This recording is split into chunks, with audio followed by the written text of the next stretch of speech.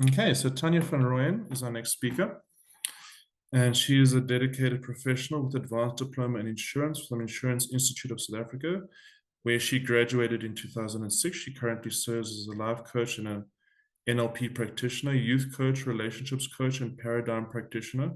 Tanya's previous experience includes working as an account executive. Tanya is fluent in both English and Afrikaans. She holds certifications in life coaching, NLP, youth coaching, relationship coaching, paradigm practice. Tanya is also passionate about arts and crafts and actively volunteers with Axial Spondyloarthritis Association of South Africa. Thank you, Tanya. Take it away.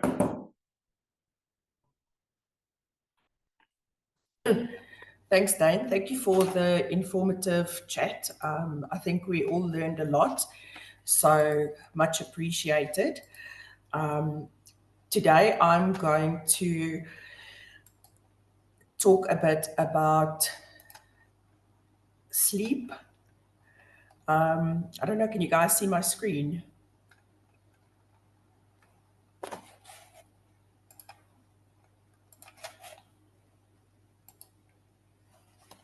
Can you see my screen? Yes, we can see your screen. Okay.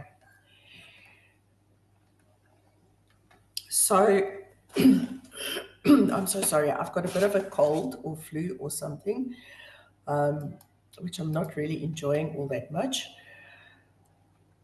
So, today we'll be looking at sleep, breathing, and anxiety relief. So, the first thing that I just want to say is that I'm so glad that you've made time for yourself to be here today for this session. Whether you've just been diagnosed or you've been living with AXPA for years, or you're just looking for new ways to manage life more peacefully with your chronic condition, today is definitely the space for you. Now, I'm sure you'll all agree that living with AXPA affects much more than just our joints and mobility. It affects how we sleep, how we breathe, how we manage our energy and our emotions. And let's be honest, it can feel overwhelming. But small, consistent changes can make a meaningful difference. So let's have a look at three foundational areas: sleep, breathing, and anxiety relief. These three are closely connected. And as one improves, it kind of causes a bit of a ripple effect, and you can see the others begin shift too in a positive direction.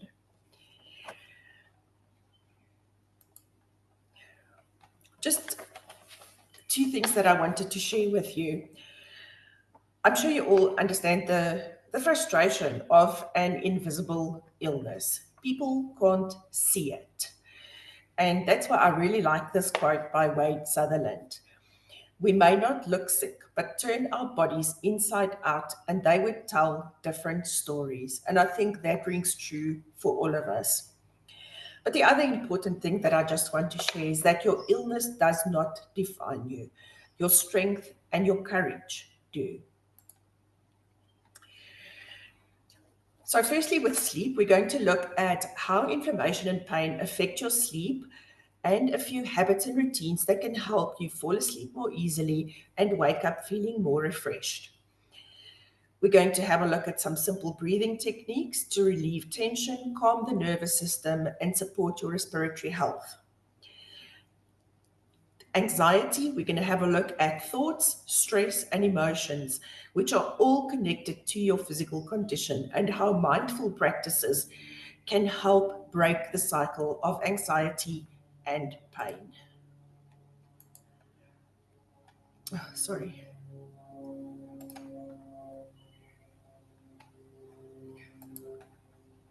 I did something now. I don't know what I did. Sorry, guys. You can still Okay. see your presentation. There you go. It's perfect. Okay, Tanya. there we go. Okay. So sleep. My first question to people all around the world is, why do they say sleeping like a baby? When my son was a baby, he did everything but sleep for the first 3 years of his life. And although this baby looks quite peaceful, I think we all understand the frustration of not being able to fall asleep, waking up in the middle of the night with pain, waking up in the morning with pain. So, sleep is essential for healing and resilience. And unfortunately, one of the first things that AS disrupts is your sleep. So, the inflammation, pain, stiffness can all interfere with getting your deep restorative rest. Now, the inflammation sleep cycle, it's a bit like the gift that keeps on giving. Inflammation makes sleep harder. Poor sleep makes inflammation worse. So it's a vicious cycle. And we need to try and break it by changing some of our habits. So, the first thing we're going to look at today is body positioning for relief. It is recommended that you sleep on your back, as this helps to align the spine and reduce joint pressure. You can try placing a small pillow under your knees to ease the pressure on the lower back. If you sleep on your side, you can also try placing a pillow between your knees for the same reason. In terms of head support, in this case, less is more. It should be minimal, just enough to keep the neck in a neutral position. So take off all those big cushions, take off all the extra cushions. Make sure that your neck remains in the neutral position. For some people, lying flat is uncomfortable and they prefer a reclined position. So think of your comfy chair and try to recreate that vibe in bed with wedge pillows or an adjustable setup. The villain in your sleep story is stomach sleeping. It twists your neck, flattens your spine, and wakes you up cranky. So avoid it at all cost. And it's important to realize that these adjustments may take time to get used to. So give yourself grace as you experiment with different positions to find what really works for you. Mattress. I can't stress the importance of a good mattress enough. A good mattress should offer balanced support, firm enough to keep your spine aligned, but cushioned enough to reduce pressure points. Now, if you've got a mattress dating back to the Jurassic era, it really is time for a new one. But we all know that that's not always possible. The option that you can use instead is to get a foam topper, which will offer you some relief. Establishing a wind down routine. That is very, very important as well. Creating a gentle evening rhythm can prepare your body and mind for rest. Reduce bright lights and screen time an hour before bed. I know we're all guilty on this one. Lowering the light in your environment sends a signal to your brain that it's time to wind down. Light, especially the blue light from screens, the laptops, the cell phones, suppresses melatonin, your sleep hormone. Try having a warm bath or a shower or some gentle stretching to release tension. Have a herbal tea like chamomile or rooibos. Play some calming music or do some journaling to help you ease to the transition into sleep. Environment matters. Create a restful environment. Your room must be cool, around 19 degrees. So if it's too hot, it's going to affect your sleep, or too cold, it will do the same. Make sure that the room is dark. You can use block out curtains to make sure that no light from the outside is coming in. And you need it to be quiet.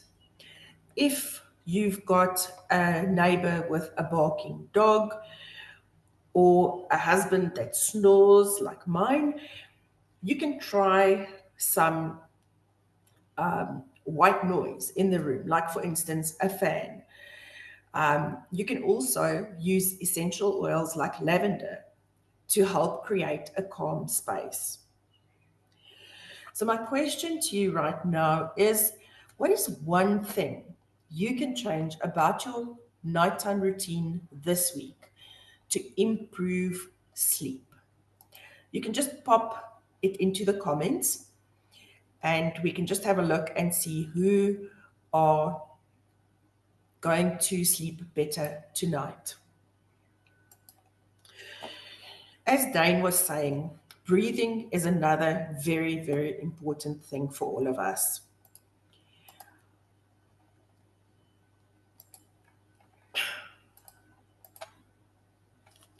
We're going to look at a few breathing techniques. Dane is then going to also, after my talk, he can quickly share his breathing technique as well. So we're going to practice these together. So the first one we're going to look at is box breathing. Now, this does not mean you're breathing into a box, please. No, definitely not. We do breathing automatically, and it's especially important for us with AS. The inflammation can restrict deep breathing, and the chronic pain can cause shallow, rapid breaths that increase stress, and stress increases inflammation. So conscious breathing just helps us calm the nervous system, it reduces anxiety, and it helps us to manage our pain more effectively. The first one we're going to do is box breathing, and I want everybody to breathe together. If you're comfortable switching your cameras on, please do that. This is going to be very interactive, and I would like everyone to participate. So box breathing is a simple technique to calm the mind and bring focus. You inhale for 4 seconds, hold for 4, exhale for 4, and hold again for 4. And you do a few rounds of these. So let's try. Inhale for 4 seconds. 1, 2, 3, 4. Hold for 4 seconds. 1, 2, 3, 4. Exhale for 4. 1, 2, 3, 4. And hold again for 4. 1, 2, 3, 4. This one is pretty simple and it's quite easy to remember as well. With it all being 4, 4, 4, 4, and hence the name of box breathing. Now, belly breathing is the next one. So that is all about your diaphragm. So for this one, you can either sit or you can lie down with one hand on your chest and the other on your belly. And as we inhale slowly now through your nose, I want you to feel your belly rise. So put your hands on the positions and breathe. Feel how your belly rises. And when you exhale gently through your mouth, feel how your belly goes down again. Very, very good for deep breathing. Another breathing technique, which is really good for sleep specifically, is the 4-7-8 breathing. And I saw someone in the chat earlier mentioned how good that has been working for, I think it's for her brother. I can't remember. So the 4-7-8 is, again, very simple. We're going to inhale for 4 seconds. 1, 2, 3, 4. Hold it for 7. 1, 2, 3, 4, 5, 6, 7. And exhale for 8. 1, 2, 3, 4, 5, 6, 7, 8. This pattern signals the body to relax. The next one that I want to share with you is resonance breathing. Now, with resonance breathing, you inhale for 5 counts and you exhale for 5 counts. So it's in 1, 2, 3, 4, 5, and out 1, 2, 3, 4, 5. If you do this breathing exercise for 5 to 10 minutes, it helps balance your heart rate and it also calms the mind. And you don't have to spend your entire day doing breathing exercises or do it for long periods during the day.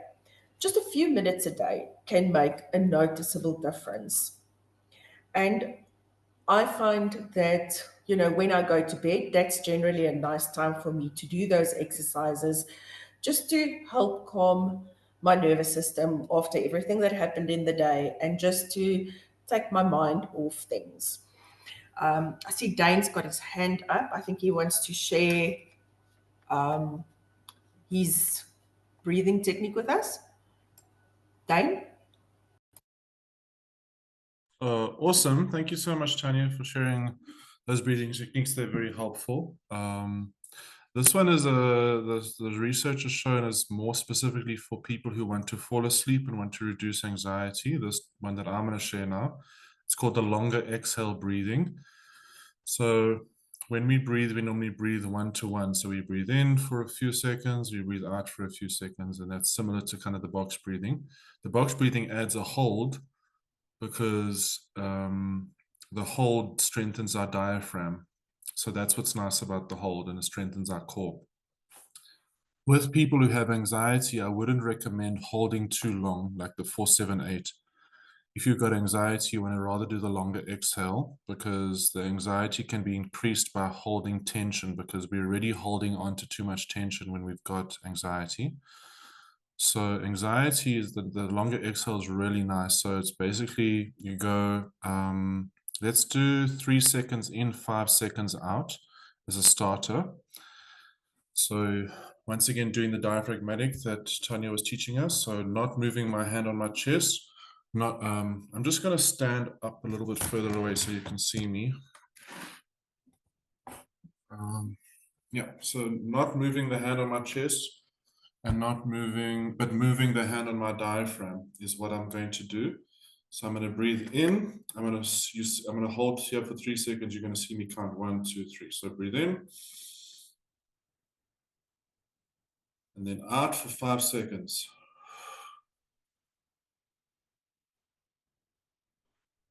Okay. So when you breathe out, you can breathe with pursed lips like this, which slows the air coming out. Slower, so breathing out longer reduces the heart rate, reduces blood pressure. So if you're ever having a panic attack, it's very good to breathe like this. And the opposite is if you are sleepy, you can breathe in for longer and out for shorter. Then you'll actually wake up. So it can cause you to fall asleep, or it can cause you to wake up if you have a meeting and you've overslept and you're like feeling drowsy and you like want to wake up for the meeting. The opposite applies. Okay. So let's just do it again. This time we're going to try 4 seconds in, 6 seconds out for those who have got a bigger lung capacity. So let's go. So we're going to go 4.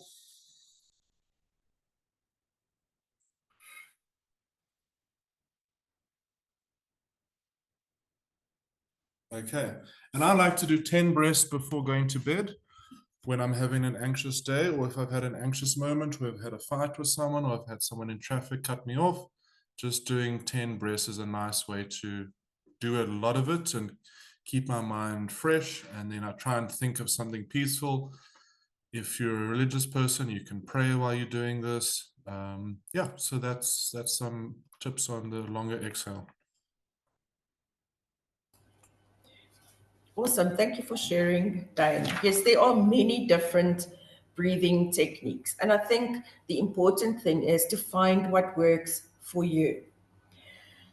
We were not all created equal, and so what works for me might not work for you. But if you'd like some more information on different breathing techniques and more techniques than what I've shared here today due to time constraints, please feel free to reach out. I will be showing you my contact information at the end, and I will gladly share with you what I have on my side. Up next, anxiety. Now, I think anxiety is something that most of us struggle with. I know I do and have for a very long time. And let's be honest, living with a chronic illness is like a full time job with no vacation. We don't often get days when we feel 100% no fatigue, no pain. Um, I think those are unfortunately not experienced very often. And along with a chronic illness, besides the pain and fatigue that we have on a daily basis, it also brings a lot of uncertainty, frustration, and even fear. And so it's completely understandable for us to feel anxious and overwhelmed at times. But we can learn ways to manage that anxiety so that it doesn't take over our daily lives. The thing with anxiety is it can very quickly spin out of control. And that's where you then end up in that panic attack state that Dane was referring to. And anxiety can be quite debilitating. So, again, like we had with the sleep, the pain and anxiety also go hand in hand. Pain increases stress, stress increases inflammation and pain sensitivity. So, it's important for us to manage our stress and anxiety in an attempt to lower the volume on the pain. Now, we've already spoken about engaging in deep breathing. That really is beneficial. And like I said, find the technique that works for you. Gentle movement, like walking or stretching, can shift you out of stress mode. But it has to be a gentle movement. You're not going to go and run 10 kilometers now if you are already feeling anxious. The next one is progressive muscle relaxation. Now, this helps release stored tension.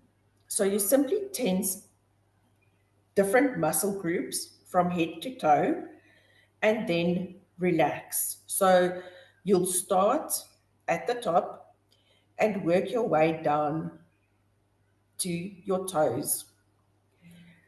So just one at a time, do your arms, release the arms, do your body, release the body, and so forth. Another thing that is very helpful when you feel anxious is distraction. It can be powerful to find a temporary distraction to just help break that cycle. So engage in a low stress activity you enjoy, such as listening to calming music, reading a book, or working on a hobby. Focusing on something pleasurable can provide relief and help you regain a sense of control. Another distraction technique is to watch a funny video on YouTube, perhaps of animals. I feel those work quite well for me. You know, all the funny antiques that the cats and the dogs get up to. Just take your mind to a different space for a little while to break that anxiety and regain that sense of control. Grounding techniques are also very helpful, and it can be as simple as going and standing outside barefoot on the lawn, feeling the grass between your toes. There's one technique that I want to share with you today, which we call the 54321. Now, this technique is great because it involves all your senses, and so it's quite powerful. So you're going to look for 5 things you can see, 4 things you can touch, 3 you can hear, 2 you can smell, and 1 you can taste. Another alternative to use for this technique is to make yourself a little anxiety box. And I quite like the anxiety box. So in your anxiety box, you are going to put one thing you can see. And it could be a photograph of scenery, the beach, the bush, anything that makes you feel calm. It can just be a picture of the Maldives, I don't know, whatever blows your hair back. But it has to be something that makes you feel calm when you look at it. Something you can hear can be as simple as a seashell that you hold against your ear. It can also be music that you listen to, calming music. Then something that you can touch. Get something with texture. So a piece of fabric that you can wrap between your fingers or a stress ball that you can squeeze in your hand. Something you can taste, put a little mint in your box and just suck on that. And something you can smell. Now, this can be coffee beans, it can be an aromatherapy candle, it can be an essential oil. Again, a smell that's pleasurable to you and that will help you relax. The last thing that I want to touch on today is reframing our thoughts. Now, our thoughts are extremely powerful, and nobody really teaches us how to manage these. And that's something that we do quite a lot of in life coaching specifically. And it's all about just taking a thought and turning it into an empowering statement from a limiting thought or belief. So instead of saying, I can't do this, why not say, I'm doing the best that I can today? Or I'm never going to get this right. Rather say, I'm learning and growing stronger every day. It's not about pretending that things are easy. It's about recognizing your efforts and your progress. When you're living with a chronic condition like AS, the small victories truly count. A new breathing habit, evening routine tweak, a compassionate thought to yourself, it can all help you move toward greater balance. And while living with AS is tough, you are tougher. And every day that you show up for yourself is a quiet act of strength. So let's stop chasing perfection and start celebrating progress, no matter how small. And remember, you are not alone. We are all on this journey together. And this journey doesn't just have to be one of struggle alone. It can also be one of strength, kindness to yourself, meaningful change, and support by the community. If you would like any further information about anxiety relief or sleeping or breathing exercises, please feel free to reach out to me. I'm more than happy to share my resources with all of you and to help you on your journey with XPAR. Thank you so much, everyone. Are there any questions?